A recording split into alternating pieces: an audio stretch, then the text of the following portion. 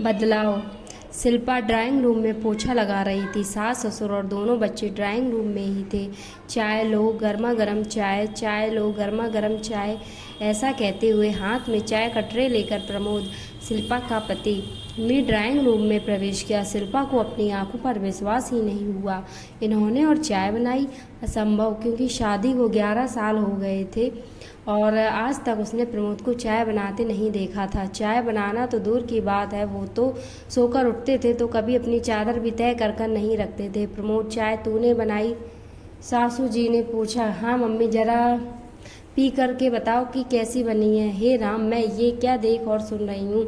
शिल्पा, तूने जरा भी शर्म लाज नहीं है? तुझसे चाय बना के नहीं हो रही है, तू मुझे बता देती। अभी तो मेरे हाथ पैरों में दम है, मैं ही बना देती चाय।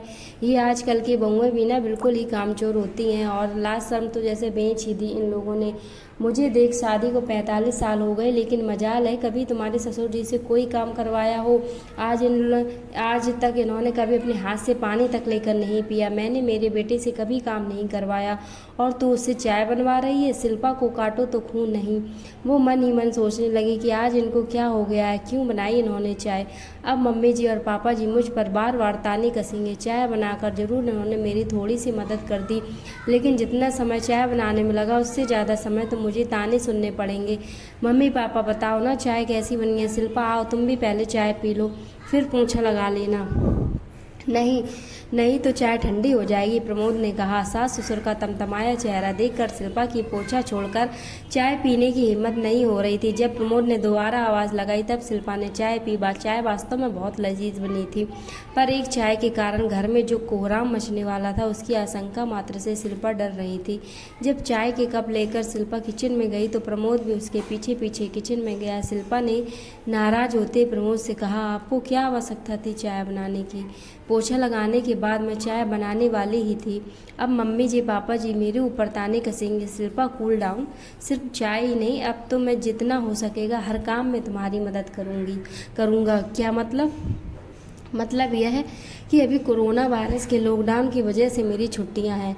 आज लॉकडाउन का 7वां दिन है। जब लॉकडाउन हुआ था तो मैंने सोचा था कि परिवार के साथ समय बिताऊंगा। मम्मी पापा और बच्चों के साथ तो मैं समय बिता रहा हूँ, लेकिन मैं देख रहा हूँ कि तुम्हारे पास तो समय ही नहीं है। सॉरी जी, आज से मैं काम और जल्दी जल्दी खत्म करने की कोशिश करूँगी। मैं समझ रहा हूँ कि तुम भी हमारे साथ समय बिताना चाहती हो, लेकिन अभी मैं और बच्चे सभी घर पर रहने से हम लोग थोड़ा देर से सोकर उठते हैं, जिस कारण तुम्हारा पूरा रूटीन गड़बड़ हो रहा है।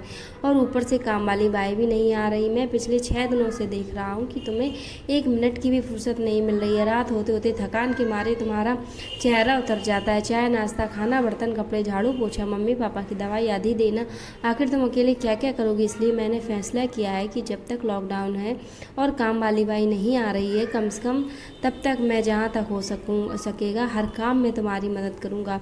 आज नाश्ते में पोहा ही बना रही हो ना, मैं पोहे के लिए आलू प्याज काट देता हूँ, लेकिन मम्मी जी पापा जी क्या सोचेंगे उनको मैं समझा दूंगा। ऐसा कहकर प्रमोद आलू प्याज काटने लगा। इतने में शिल्पा की सास किचन में आई और प्रमोद को आलू प्याज काटते देखकर आग बबूला होने लगी। वे ज़्यादा कुछ बोलती इतने में ही सास के मोबाइल पर शिल्पा की नंद का फ़ोन आ गया। सास की आवाज़ सुनाई दी। क्यों, क्या हुआ बेटा, तू रो क्यों रही है? ऐसी आवाज़ सुनकर शिल्पा और प्रमोद दोनों का ही ध्यान बातचीत की ओर गया। ऐसा कैसे कर सकते हैं तेरे सास ससुर, तू भी हांड मास की ही बनी है।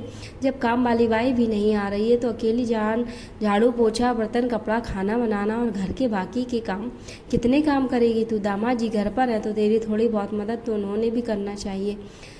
दामाद जी को फ़ोन दे, मैं उनसे बात कर दे। तू ही दामाद जी से बात करने से मना कर रही, मैं क्या कर सकती हूँ?